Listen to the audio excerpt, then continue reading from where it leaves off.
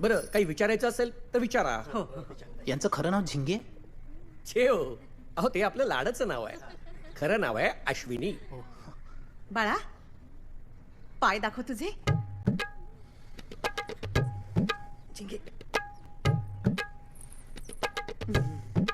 हात दाखव.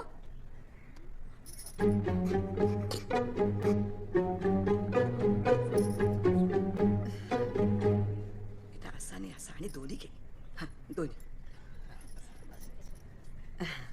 जरा चालून दाखवतेस का?